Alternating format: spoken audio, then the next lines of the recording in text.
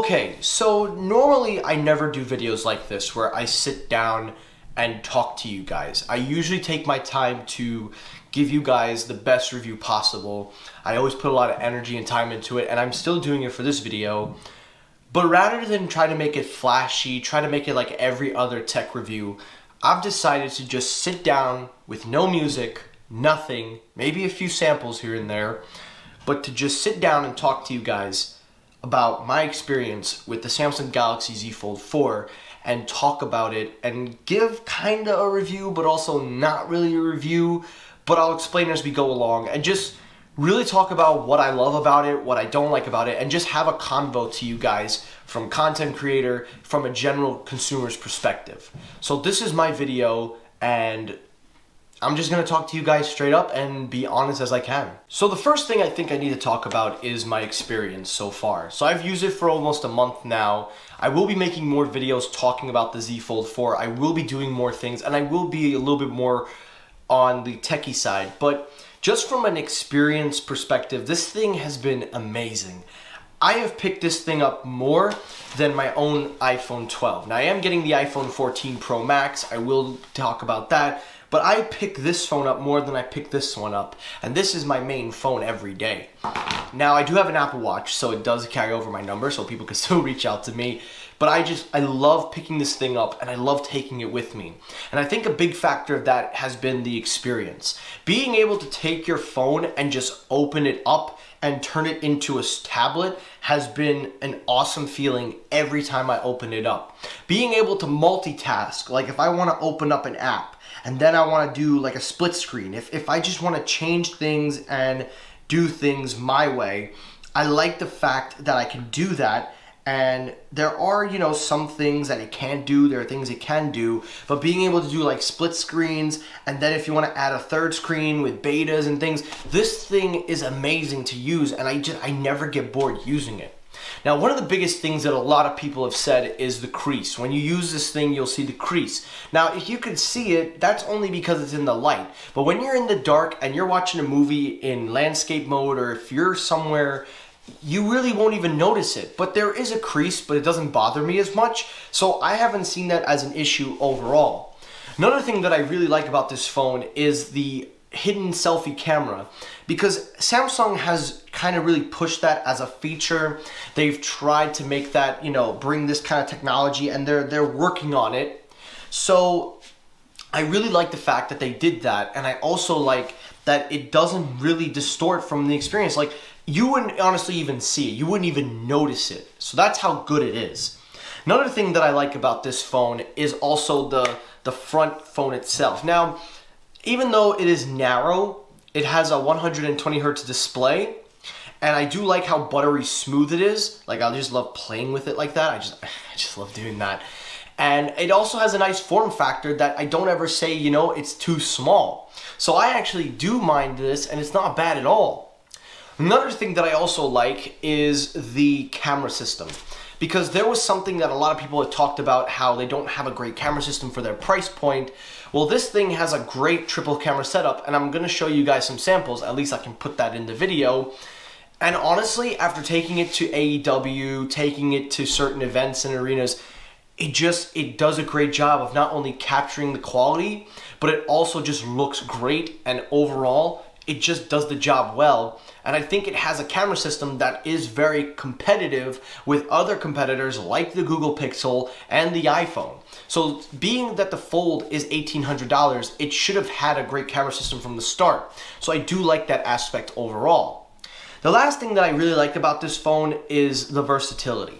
I think this is the most versatile smartphone since the Note's invention, because it's been a while since Samsung has ever tried to make a phone that felt like a Swiss Army knife, and you can't get any Swiss Army knife than this. This bad boy can do everything. You can go into split screen, you can type, you can have a screen right here. It's versatile.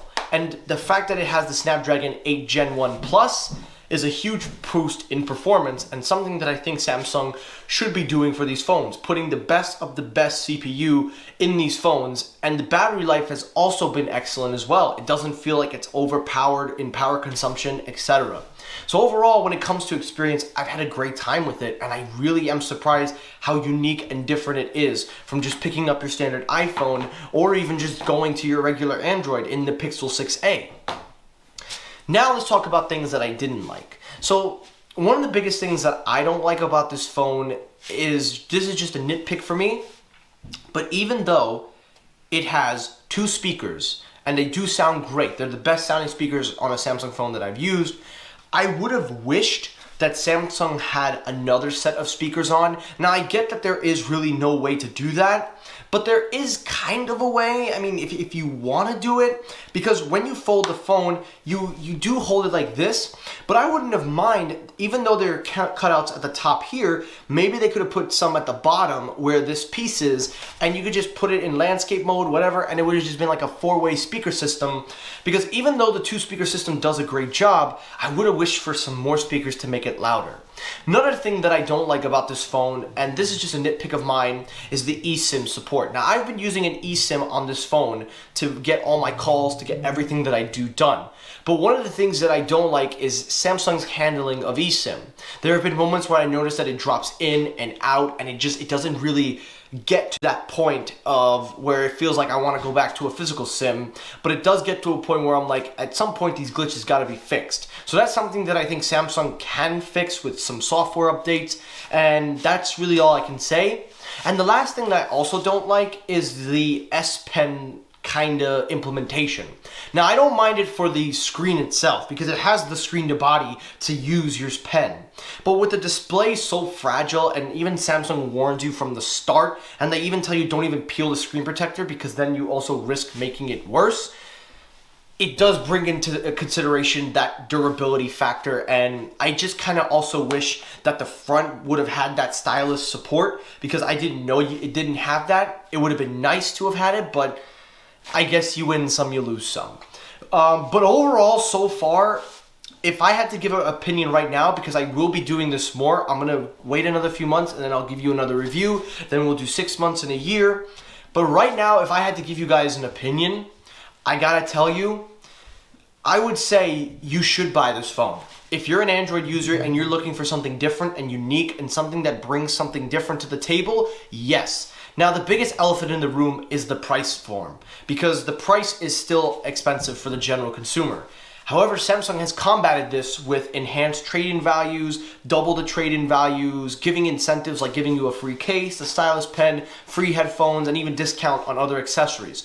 So they are trying to give good value, but at the end of the day, no matter how you look at it, it's still an expensive phone. And it's up to you to decide if you are willing and worth paying that premium for a unique experience that not many people can have, and just having an experience that you cannot get on another platform.